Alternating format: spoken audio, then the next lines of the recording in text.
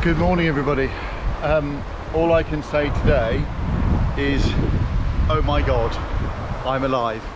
And that might sound a bit OTT, but last night I was driving through the mountains about, I don't know, 7 o'clock time over here, and it started raining really heavily, as it had been earlier in the day. That's why I stopped, but it really got bad.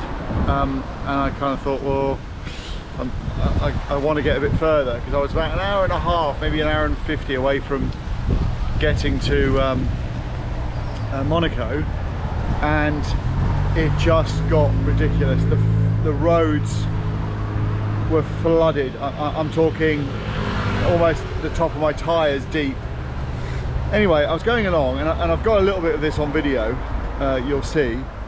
I was going along, and I got to a place where there was 2 cars that were just up to their bonnets in water, and they was completely stranded. So I decided, well, I'm not going to get through there, so I had to either find a new route or just go and park up. So I thought, well, it might be better to just park up for the night. I turned around, followed these other 2 cars sort of back the road I just came down, and there was part of the road where there's a really steep bank on one side and kind of a flat sloping field on the other side, and a big massive like gush of water came off of the hill on the one side, and in front of me hit these 2 cars and pushed them off the road, completely pushed them off the road. Now they were so lucky that it wasn't a mountain drop, so I kind of stopped, so made sure they're okay.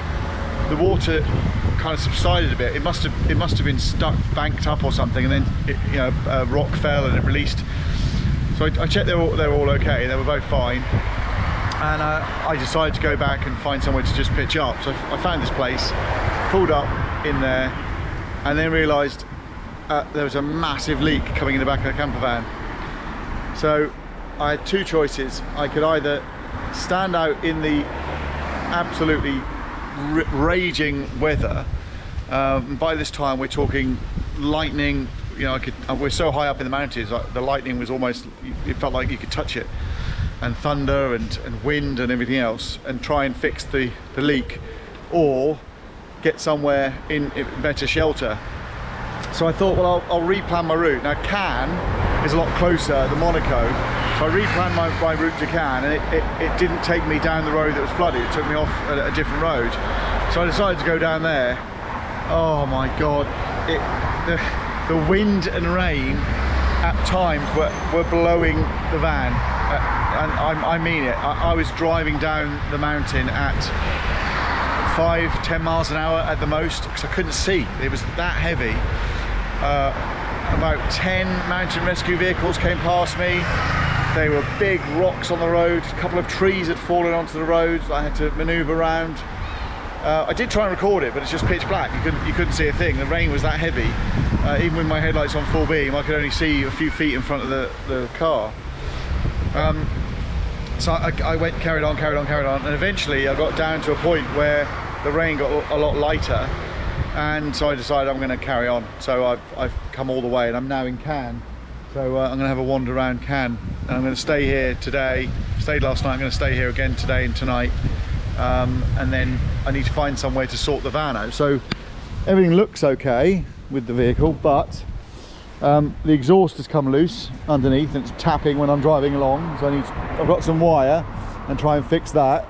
And the leak I found is just in here. So where that plastic thing is there, the wiring loom comes up here and goes into here for obviously any lights or windscreen wipers, things on the back here.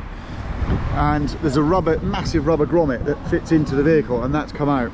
So that's why I have a leak in the back, and in the back was just drenched. I had a piece of tarpaulin in the end that I put in the back just to divert the water. I couldn't stop the water, I just had to divert it. And then also the handbrake's become really loose. And I don't know if that's anything to do with the exhaust pipe, but other than that, she's done oh my goodness, I'd say I'd say she's done an amazing job to get me here. Life-saving job to get me here. I'm just, and I'm not exaggerating. That was a really, really scary time. And I maybe I should have stayed where I was, but I don't know. I mean, there were trees falling down. The lightning was striking everywhere. I looked on the news last night when I got here, and they were saying there's red weather warnings all around that area. So it was really bad. But anyway, I'm here.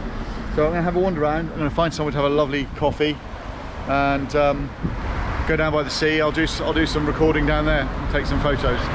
But yeah, I'm glad I made it. I don't know how many people. There are a few people who will be glad. I'm really glad I'm here down the bottom. So from here it's Monaco. That's about 40 minutes from here, and then on to Italy after that. But I've got to do some running repairs on the van first and try and get all those things fixed. But yeah, thanks for watching. Please subscribe, like and share my videos. Thanks for now. Speak later. Bye bye. So this is Cannes. This is the beach element. The harbour's over there with all the expensive yachts. I'll wander over there in a little while. This is it. Surrounded by hills. Look.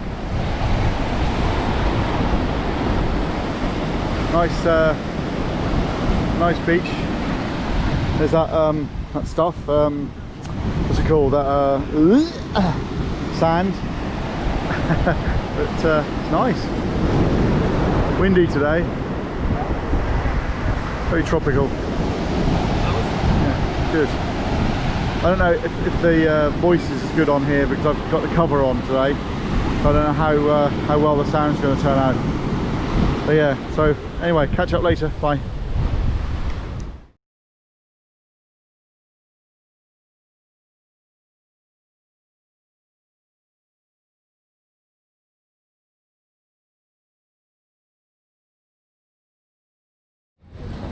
So this is one of the streets in Cannes, and lots of expensive shops along the seafront. There's every expensive shop you could ever think of, like Armani and Gucci and all those ones, all along there. But there's no kind of rubbishy shops. It's like quite an expensive place to come to. Very pretty though. Nice cars.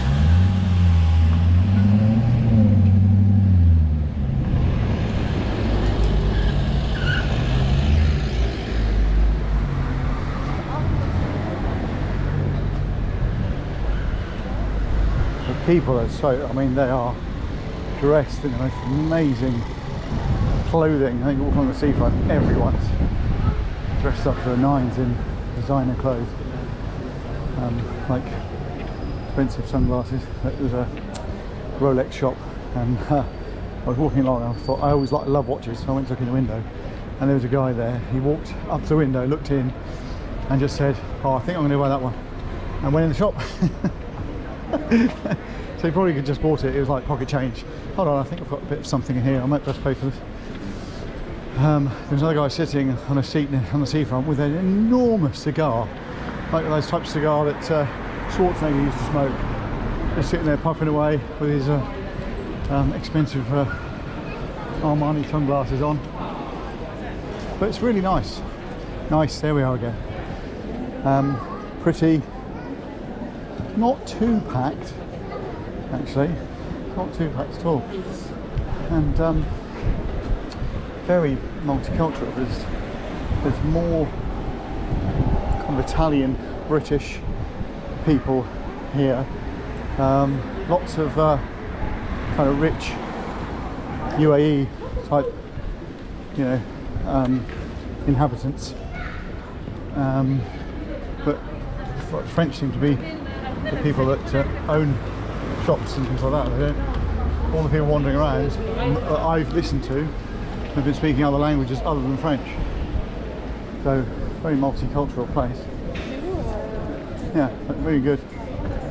I'll continue my walk and catch up later.